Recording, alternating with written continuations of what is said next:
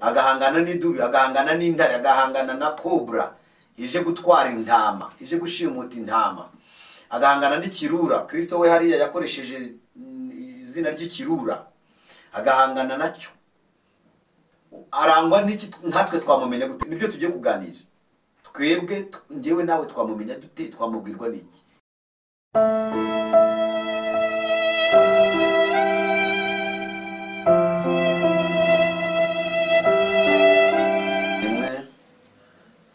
Mbanje kubasuhuza mwese abaduteza amatwi, abadukurikiye kuri Bamaso TV. Iyi ni channel y'Iyobokamana, iyi ni channel ihugura abashumba, iyi ni channel imenyesha itorero ibyo umwuka w'Imana arimo abwira itorero muri iki gihe. Iyi ni channel inyuraho ijambo ry'Imana rihembura ubugingo bwacu muri iyi minsi y'ubuhenebere. Kandi iyi ni channel ifite abajyanama bashaka kukugira inama mu buzima bw'umwuka, ugakura kandi ugakomera mu mwuka. Rero nukenera kujya udukenera kuri iyi channel, urajya ureba munsi ya video uciye hirya iburyo kuri telefone yawe, haba hari aka flash gacuramye ukuntu, ugakirikaho kari aka flash kakakwereka hasi haba harimo address yacu yuzuye, email, telefone n'ibindi. Rero tutaratangira tubiseguyeho kuko dushobora kuba turimo tubaha ibintu wenda bigufi cyangwa birebire, simbizi uko mubitekereza, ariko hari iminota ntarengwa tuba tugomba gukoresha kugira ngo ibintu byacu bijye muri gahunda neza, nawe ubyumva bitakurambira. Nibyo byiza kurushaho. Reka rero twongere dusome ijambo ry'Imana. Turacyari kumwe na Reverend Pastor Sinayobye Theoneste. Uyu munsi turiga icyigisho cyitwa ngo umwungeri mwiza, umwungeri nyakuri upfira intama ze, n'umwungeri gito uragirira ibihembo. Turasoma ijambo ry'Imana mu rwandiko rwa mbere rwa Petero igice cya 5 umurongo wa 2. Ni ijambo n'ubwashize twasomyeho cyangwa twakoresheje twifashishije tuganira mu kiganiro cy'ubushize, ariko reka turigarukeho kuko ijambo ry'Imana ntirisaza kandi ndiri mu ngwa. Riravuga ngo muragire umukumbi w'Imana wo muri mwe mutawurinda nk'abahatwa, ahubwo muwurinde mubikunze nk'uko Imana ishaka, atari kubwo kwifuza indamu mbi, ahubwo kubw'umutima ukunze, kandi mudasa n'abatwaza igitugu abo mwagabanijwe, ahubwo mubi byitegererezo by'umukumbi, kandi umutahiza naboneka muzahabwa ikamba ry'ubugingo ritangirika, izina ry'Imana rihabwa icyubahiro. Munyanganire tujye no kwa Yohana mu butumwa bwiza bwa Kristo igice cya 10 umurongo wa 11, hanyuma tusome twihuta twumve icyo umwuka bw'itorero.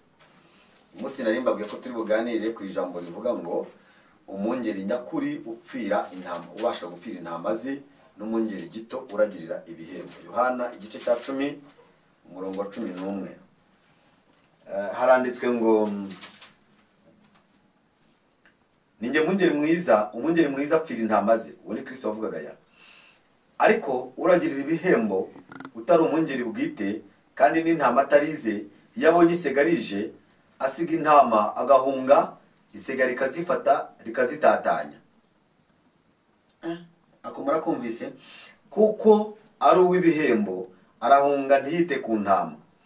Ninjye mwungeri mwiza kandi menya izanjye zikamenya, nk'uko data amenya nanjye nkamumenya, kandi mfira intama zanjye. Mfite n'izindi ntama zitari izo muri uru rugo.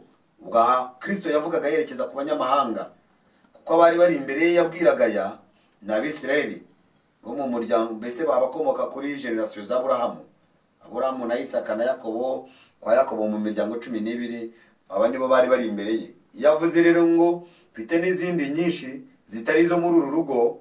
Aravuga twebwe abanyamahanga twakomorewe kuri aka gakiza katara kacu, ni nayo mpamvu dukwiye kugasegasira no kugafata neza kuruta bene ko. Kandi ibyo mbabwiye niko kuri. Ngo nazo nkwiriye kuzizana, zizumva ijwi ryanjye, kandi zizaba umukumbi umwe, zigira umwungeri umwe, izina ry'Imana rihabwa icyubahiro. Haleluya. Aya niyo magambo tugiye kuganiraho mu minota mike dufite. Umwungeri nyakuri ameze ati?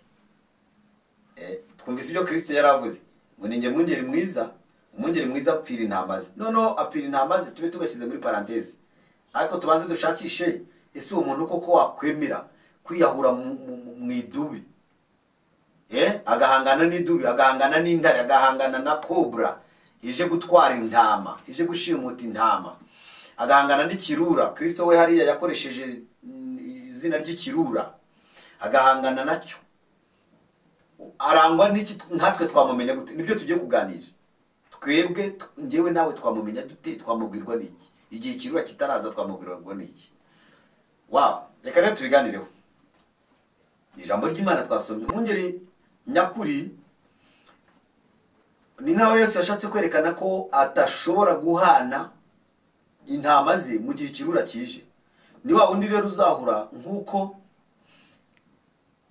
kuko mbese ni wa wundi udakeneye gukama intama atabanje kwahura. Aha ndashaka kuvuga iki? Muri byo yobokamana ubushize twavuzeho ryo mu Rwanda ryafeyirinze ndetse bikabije cyane mu matorero menshi y'ububyutse yari yamaze kwaduka mu myaka 20 n'imisago. Ni nko mu myaka 25 n'itandatu haje amatorero y'uburyo bwinshi n'imyizerere y'uburyo bwinshi mu gihugu iwacu. No kuvuga iki? Muri aya matorero menshi hajemo n'imyizerere myinshi, reka rero mvuge ngo imyumvire iba myinshi. Wabonagamo bashumba benshi bafite inyigisho imwe gusa, ibitangaza gusa, kandi ukabona si ugushaka kwemeza abantu imbaraga z'Imana zikora ibitangaza, ahubwo no gushaka gukurura abantu ngo baze ku bwinshi, kuko abantu baruhijwe n'ibibaremerereye hanze hariya mu buzima busanzwe, kugira ngo hagire izindi benefisi uyu mushumba ageraho. Ukabona niyo target. Mbo haza abandi benshi, hari abandi benshi nabo bashingiye bafite yobokamana ryabo, ariko sinkomeze gukoresha ngo hari mugire ngo wenda barahari n'uyu munsi baracyahari. Ugasanga yobokamana ry'umushumba kanaka mu idini runaka cyangwa itorero runaka, ni yobokamana rishingiye ku gusengera abantu gusa n'ibimenyetso n'ibitangaza gusa. Icyo nari nakivuze, reka mvuga ikindi. Ni yobokamana rishingiye kukubwira abantu ko mbese kugupinga abandi, kubwira abantu ko imiyoborere ya hano, imyitwarire ya hano, ubwo ndavuga doctrine na discipline, nibyo biboneye, nibyo bitunganye, nibyo bikwiriye, ibyahariya ntimukabigemo, ntimukanabyemere n'ubuyobe n'ubugoryi.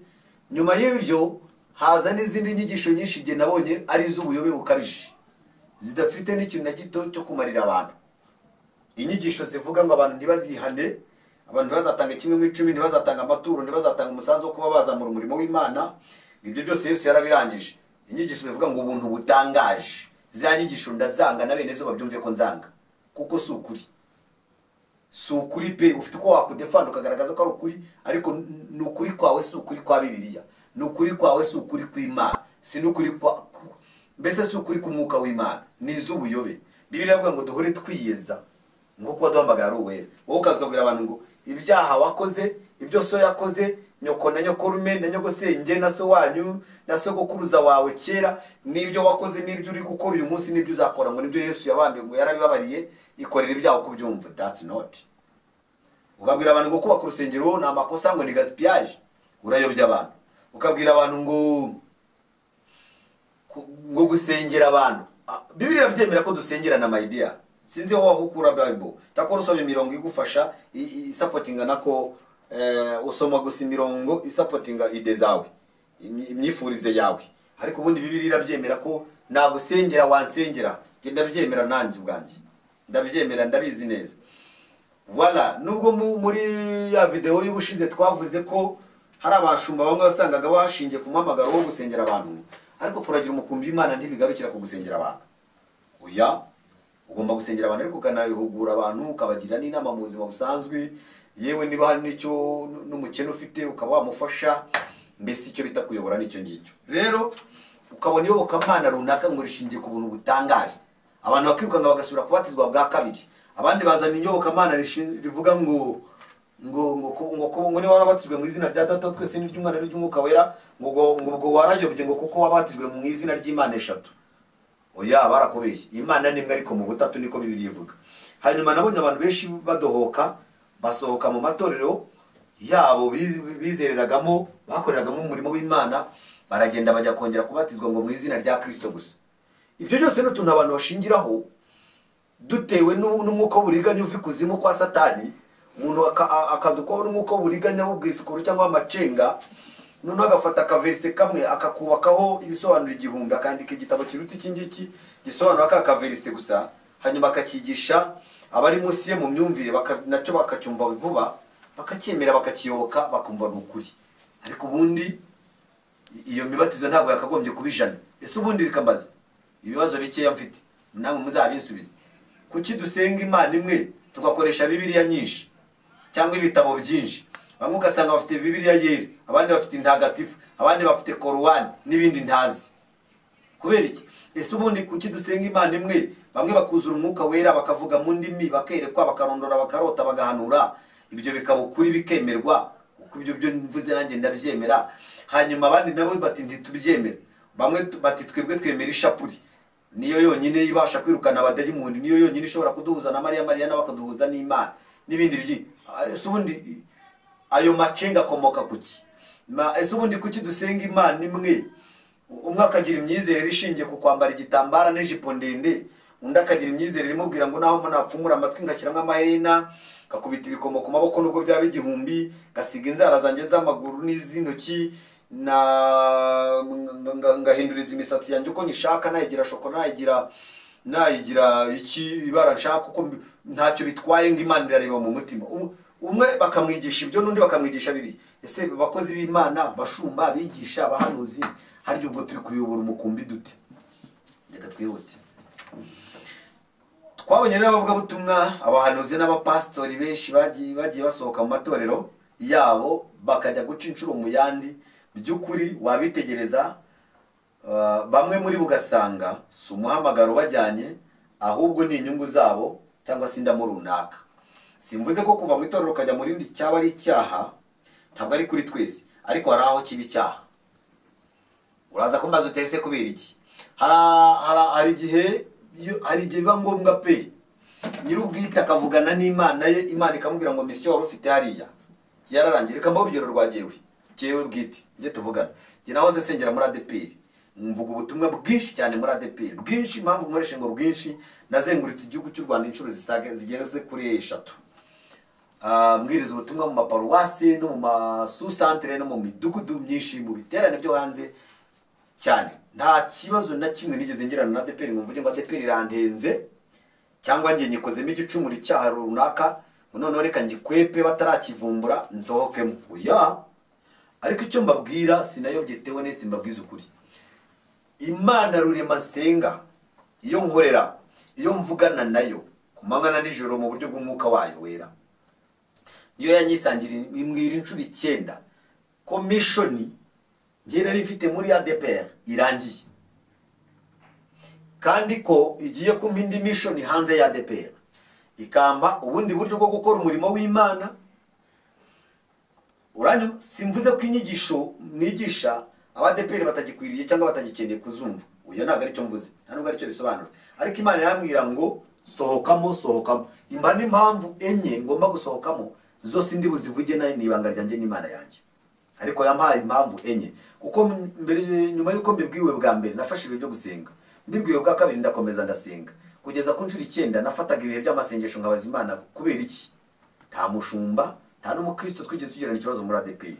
Kinasohotse nisohoye, nta n'abantu nasohokanye, ntabwo nari ngendeye gusohokana abantu, kuko abantu n'ab'Imana sabanjye sinabawe.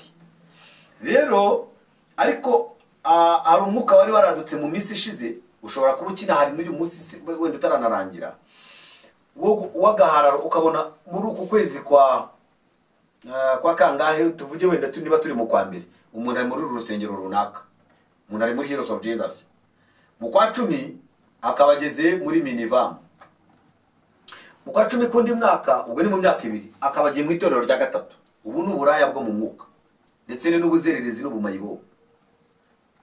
Wabuze itorero uhagararamo, uzazerera nka Rombo ugeze ryari? Ese aho hantu hose n'Imana ugenda ushaka none yaratakaye? Ese ni byagenze biti? Ni Imana ushaka ubwo nta gakiza ushaka, no muhamagara ubungana cyangwa n'ibindi bintu ushaka? Ibyo birumvikana ko mu byukuri ako kajagari kadahwitse. Rero hari haradutse abantu bagenda bava mu matorero bakajya gushinga yandi, ariko kareba ugasanga ngewe sindwanya umuntu ushinga itorero, ndanamwemera nanamushyigikira bibaye na ngombwa, kuko ni ngombwa ko umubiri wa Kristo waguka hano mu isi, kandi twe ambasaderi bagomba kwagura itorero ry'Imana.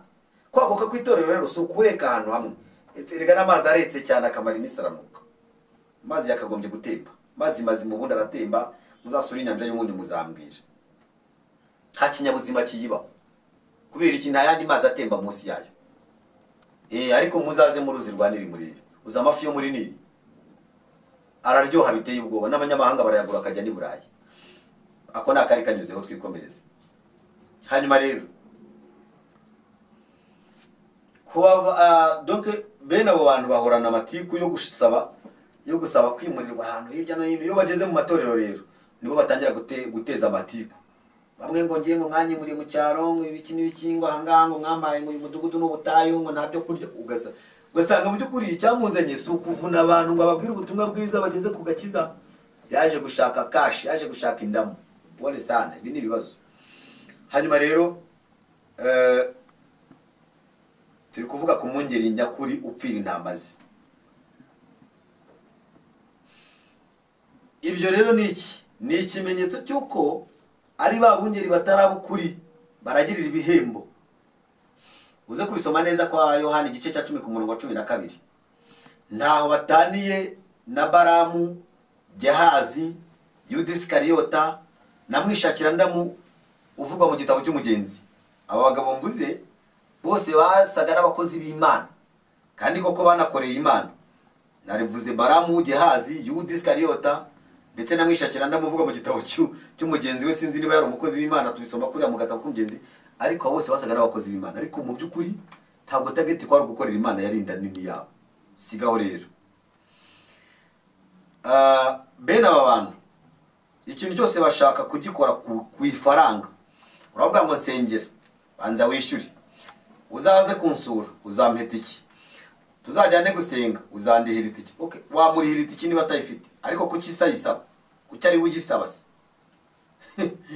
Ubundi hari umuco mwiza hari umuco mubi udakwiriye abakozi b'Imana mu by'ukuri. Aba bantu rero ikintu cyose bagikora ku ifaranga, niko nari mbabwiye, ku nyungu, nubwo byaba gusengera umuntu cyangwa gufatanya n'abandi imwe mu mirimo yateguwe n'itorero ikwiriye gukorwa mu bubyutse bw'itorero. Reka mbabwire ikintu kimwe. Igihe kimwe nari mfite umudugudu w'itorero wari ahantu bita Ibatsinda, ubu warahagaze. Umuntu umwe nako babiri, bana b'abasore babiri, habanje kuza umwe araza atubwira ati genda ari ADPR ko ndashaka munyakire. Turamwakira. Hashize iminsi atangira kwerekana impano yari muri we yo kuririmba no kuramya. Turayibona koko kwimurimo, turanayishima, turayikunda.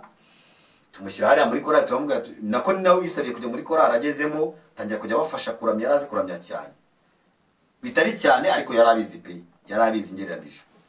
Hashize iminsi abanze kubona ko bamwemeye, korali yamukunze, batangiye kumugira nk'ikigirwamana, atangira gushaka gucuruza ya mpano. Atuma abantu ngo bazabumubwire ko ngo agiye kwimukira ahantu kure, mu bityo kujyaza kuyobora worship team muri repetition zayo, ngo ndetse no muri korali ku cyumweru nyine ngo bizamugora, ngo nimushyirireho mbese ngo agatike k'ibihumbi 20. Yanze kubyandika ngo byohereze muri office yanjye, ahubwo abituma umuntu twakoranaga muri biro ngo azabimbwire gutyo. n'umuntu araza arabimbwira ati namwe muzamushyireho agatike k'ibihumbi 20 kugira ngo aziyaza ayobore worship team abone amatike. Ariko mbabwize ukuri ko yari imitwe yari yahimbye, yarankinatuye hafi aho ngaho, nta nubwo yari yagigize yimuka.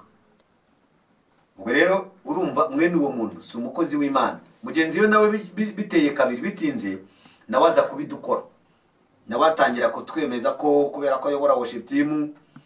Ubwo nihuse nanze gutinda cyane ngo mbere cyo kuntu nyine hashize iminsi uwo arihagarika arijyana. Nge ntacyo namusubije uwo nguwo, naramwihoreye.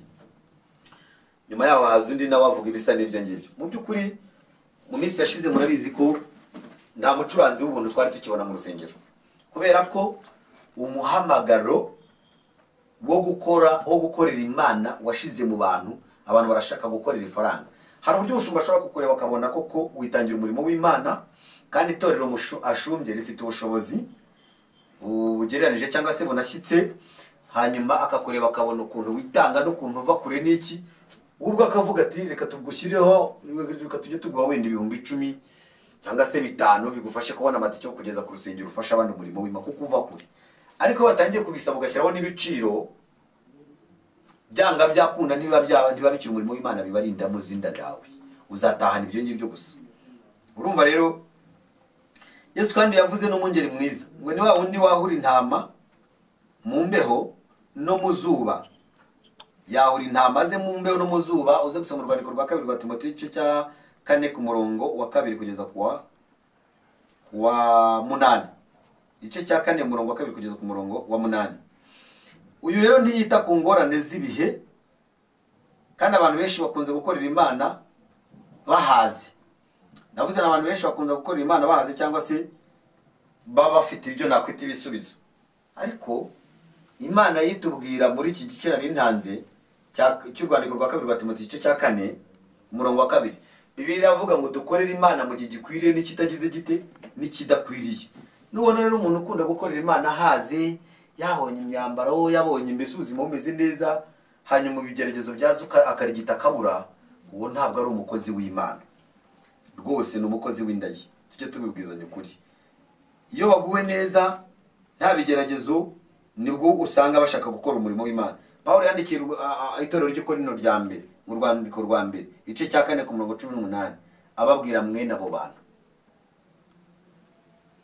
Reka rero twe gutumbira imishahara, kuko mu madini muri iki gihe hari ibintu biteza intambara n'imihengeri bigeze kuri 3. Icya mbere ni intebe z'ibyubahiro, intebe z'ibyubahiro. Icya kabiri ni imishahara yashyizwe mu madini. Noneho icya gatatu ni ubusumbane bw'amashuri ndetse n'ubusumbane bw'impano ziturimo. Kuko jewe nawe ntabwo twakwigisha kimwe, ntabwo twagira impano kimwe n'umuvuduko umwe w'Imana. Rero bikazana amashyari n'amatiku. Ariko ibyo bintu ntabwo byagombye guteza amatiku, ahubwo twakagombye kwishimira ko muri twara mwabigisha basumba abandi bo gufasha itorero ry'Imana gukura no gutera imbere. Twirinde rero umwuka wa Petero wo gukunda imishahara itebutse kandi itubutse. Ubwo ndavuga Petero urya uvugwa muri Matayo igice cya 19 ku murongo wa 27 kugeza kuri 30. Ahasigaye kandi buri wese data zibimukwiriye mu gihe kimukwiriye. Reka turi kugana ku musozo w'ikiganiro cyacu cy'uyu munsi, ariko ubutaha tuzerura neza tuvuga ibimenyetso nyakuri 10 hafi na 7 negeranije ku bushakashatsi jewe nashoboye gukora bigaragaza umushumba gito, n'ibindi bimenyetso nyakuri bigeze kuri 12 nabyo bigaragaza umushumba nyakuri wahamagawe. Nzabibagura ubutaha. Igitangaje rero n'uburyo bamwe mu biyita abakozi b'Imana mu nzu y'Imana nyamara usanga bameze nk'abakozi b'ishyaka ry'intagondwa. Ndashaka kuvuga iki? Ntibahanwa, ntibigishwa, ntibahugurwa. Izi nyigisho ndimo ndigisha uyu munsi kuri iyi channel yitwa Abamaso TV iri kuri YouTube. Hari mu myaka yashize mu 2017 n'8 ndetse n'9 nazigishaga kuri radio yitwa Umucyo. Abashumba bamwe bakundaga kumpamagara bambwira ngo ndimo ndabubikira imbehe, ibisimbeshya pe, ngo ndimo ndabubikira imbehe. Ese ndabubikira imbehe gute ko ndi kuvuga ukuri ku buryo dukwiriye kuyobora umukumbi w'Imana? Ngo hoya uwamamagaye kesha kanyibasira mpamagara kesh cyane, sinshaka kuvuga izina rye, naba wenda mushenye nanjye ntaho naba ntaniye nawe, ariko yakunze kumbwira ngo wowe ngo ntukabuza ngo uri kubwira abantu ngo ko tubahamagarira kubasengera ngo tukabigisha ingisho z'ibitangaza, ngo niba ariyo turufu dufite mwe kugira ngo amatorero yacu akure, ngo niba wowe itorero ryawe ryarakuze rigatera imbere ngo ntituzi turufu wakoresheje, ngo tureke natwe twirwaneho. Uramwumva? Ayo magambo arambye kuri telefone ntago mubeshyiye. Ariko urumva uwo muntu nawe arabizi ko ibyo akora atari ukuri ku ijambo ry'Imana. Ese bundi kuki wakwigisha ibitangaza kuva ku itariki ya mbere y'ukwa mbere kugeza ku itariki ya nyuma yo mu kwa 12 umwaka ugahenda kuvuga ibitangaza? Arya Bibiliya ivuga ibitangaza gusa. Ese Imana ni nyabitangaza byonyine? Kuki nta zindi nyigisho wabona mu by'ukuri? Oya, ibyo ntago ari byo. Reka tujye gusoza. Ukirwa wigize mwiza kandi ubwo bwiza bwawe buzwi nawe gusa, abandi batabubona.